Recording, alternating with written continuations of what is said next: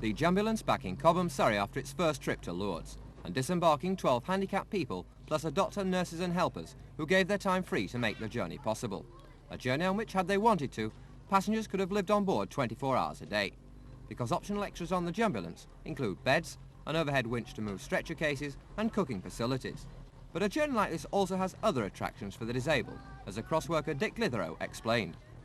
Well, of course, the biggest entertainment for any person confined to a bed or to four walls is to see the scenery, to travel, to see things they've never seen before, and this is the biggest entertainment.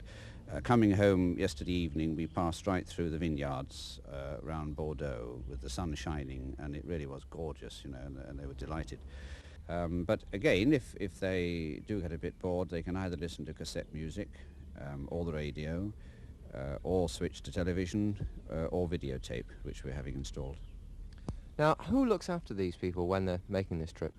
They're all volunteers, volunteer nurses, volunteer doctor, chaplain, and all the helpers are volunteers, and they all pay their own expenses to care for the sick and the handicapped on these trips. And who qualifies to actually go on the trip? The handicapped, you mean the sick? Anybody, if they are sick, handicapped, disabled, infirm, or elderly. The people on this first journey were all of those things, and in the majority of cases, young. Helen, can I say hello to you? What's your name? Sheila. Sheila. Have you had a good trip, Sheila? Yes, very nice. What did you do on the way there? Sat, had headphones, listened to music, tape, and there was music down there, everything, you know. Watched television. Have you ever been to Lourdes before? Yes, 3 times. You must like it there. 4th. And how did you go when you went before? Flew 3 times. Yeah, the other 3 times, but this time I couldn't fly because I was too ill last year. You were too Ill? You were too ill last year. So if it hadn't been for this coach, you wouldn't have been able to go? No. Have you enjoyed your trip? Yes. What do you like about it most? Were you comfortable on the way? Was it comfortable on the journey? No. Yes. Your friend says he wasn't comfortable. Well, what, you weren't comfortable? No, I wasn't. What's your complaint? Well, I don't know really. What was it like with all the youngsters? Did they give you a bit of a rough time? Oh, no, I don't think so. I don't mind children myself. I've had children myself and I've got grandchildren, so, and I get on very well with all the children round about me, so. You enjoyed it? Yes, very much. Were you leading the singing? Oh, I don't know about that. I'm making a noise, perhaps. What did you do in Lourdes? Went to the grotto every day, most of the time anyway.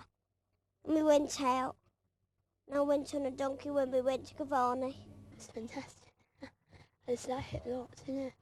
Now, a lot of people say that by going to Lourdes, people can be healed miraculously, and that miracles happen there. Do you believe that?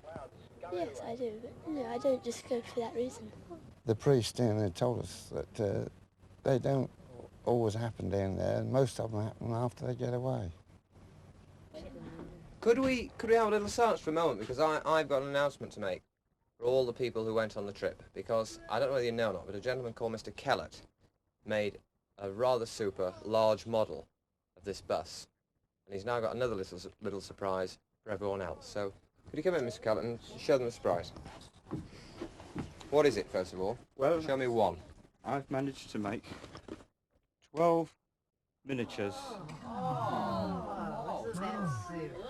And we're going to, one for each of the handicapped people that went on this maiden voyage. Great, well that's a fabulous end to the holiday, I'm sure. Would you like to hand them out? Thank you. You go and hand them out. I don't know everybody, so I'll just call out the names.